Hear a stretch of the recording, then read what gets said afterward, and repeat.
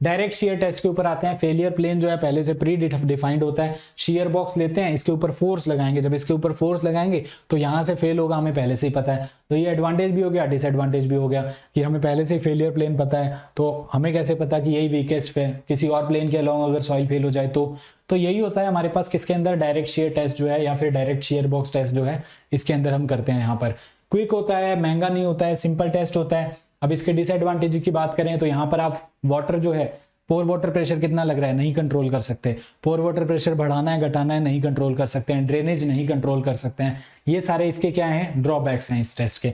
फिर उसके बाद आता है ट्राइएक्सियल टेस्ट। ट्राइएक्सियल टेस्ट 2 स्टेजेस में किया जाता है। ट्राइएक्सियल टेस्ट के अंदर यहाँ पर आपके पास सेल होता है जिसके अंदर आप वाटर जो है उसको आप सॉइल सैंपल को डाल देते हो, उसके आसपास वाटर भरा होता है। तो वाटर क्या करता है, कन्फाइनिंग प्रेशर लगाता है, आसपास से हर तरफ से प्रेशर लगाता है इसके ऊपर।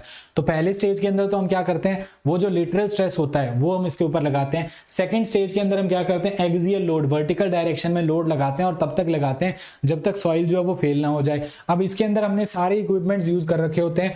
पोर वाटर प्रेशर जो है उसको वेरी करवाना है, वाटर को बाहर निकलने देना है नहीं निकलने देना है, उसके लिए पोर वाटर प्रेशर कितना डेवलप हुआ है ये मेजर कर सकते हैं, लोड कितना लगाया है ये मेजर कर सकते हैं। इसके अंदर जो स्ट्रेस का डिस्ट्रीब्यूशन होता है वो भी यहाँ पर क्या होता है, यूनिफॉर्म होता है यहाँ पर। तो इसके बहुत सारे एडवांटेज आ जाते हैं डायरेक्ट शेयर टेस्ट के ऊपर। तो एक ऐसे ग्रेंडे ने ये टेस्ट जो है डेवलप किया था, एक ऐसे ग्रेंडे डेवलप द ट्राइएक्सियल टेस्ट। अगर ऑब्जेक्टिव में पूछ ले तो याद रखना है, एक ऐसे ग्रेंडे डेवलप द ट्राइएक्सियल टेस्ट।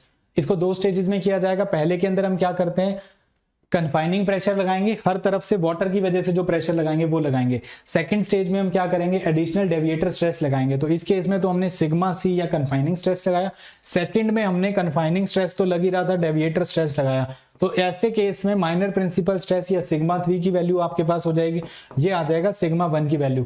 ऑब्जेक्टिव सवालों में हमारे काम क्या आएगा, वो आपको कहेगा कन्फाइनिंग प्रेशर की वैल्यू इतनी इतनी इतनी, तो आपको समझ जाना है सिग्मा 3 की वैल्यू दे रखी है। फिर वो आपको कहेगा एडिशनल डेविएटर स्ट्रेस अप्लाइड इतना, तो आपको बताना है कि सिग्मा 1 जो होगा वो sigma C plus sigma D आप करेंगे। फिर उसके बाद हमारा जो फॉर्मूला था उसमें आप पुट कर देंगे 10 वाला जो बड़ा सा फॉर्मूला है उसमें। अनकंसोलिडेटेड अनड्रेन टेस्ट, अनकंसोलिडेटेड रखा उसको और पानी को बाहर नहीं निकलने दिया, इस टेस्ट को हम कहते हैं अनकंसोलिडेटेड अनड्रेन।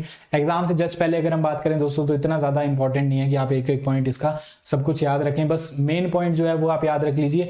रैपिड कंस्ट्रक्शन में इसका इस्तेमाल होता है और 15 मिनट लगते हैं इस टेस्ट को करने में, बाकी नाम खुद बता रहा है, अनकंसोलिडेटेड है अनड्रेन्ड है। फिर उसके बाद आता है कंसोलिडेट करेंगे और अनड्रेन रखेंगे। अब कंसोलिडेट करेंगे तो टाइम लगेगा थोड़ा, तो कितना टाइम लगता है, फर्स्ट स्टेज के लिए कन्फाइनिंग प्रेशर लगाएंगे 24 घंटे का। फिर उसके बाद सेकंड स्टेज कंसोलिडेशन जो करवाएंगे हम क्या करवाएंगे, इस पे 2 घंटे में करवाएंगे। फिर उसके बाद इसके अंदर आप टोटल स्ट्रेस पैरामीटर्स पता करते हो, it is used for embankments, जो कुछ लाइफ अपनी जी चुके हैं, एम्बैंकमेंट्स जो अपनी कुछ लाइफ जो है वो उनकी निकल चुकी है, उस केस में उनके लिए आप करते हैं consolidated undrained test. Drainage permit नहीं करेंगे लेकिन कंसोलिडेशन करेंगे उसका। फिर उसके बाद बात कर रहे हैं आप कंसोलिडेटेड और ड्रेन भी कर रहे हैं आप यहाँ पर। इस टेस्ट के अंदर आप क्या करते हैं, इफेक्टिव स्ट्रेस वाले जो पैरामीटर्स हैं, यानी कि सिग्मा बार की वैल्यू या C dash phi dash, effective stress के टर्म्स वाली चीजें आप यहाँ पर कैलकुलेट करते हैं। क्योंकि ये कंसोलिडेटेड भी है ड्रेन्ड भी है, ये लॉन्गेस्ट टाइम लेता है और बहुत लंबे समय से जो स्ट्रक्चर पड़े हैं उनके अंदर जो आप यहाँ पर ये टेस्ट करते हैं। ट्राइएक्सियल टेस्ट के एडवांटेज क्या है बताने की जरूरत ही नहीं है कि आप जो है स्ट्रेस को मैनेज कर सकते हो, आप पोर वाटर प्रेशर जो है वो कैलकुलेट कर सकते हो, स्ट्रेस स्ट्रेन का बिहेवियर यूनिफॉर्म रहता है इसके अंदर वो आप बता सकते हो। ये सारे इसके एडवांटेज आ जाते हैं, इनसे रिलेटेड क्वेश्चन पूछता है।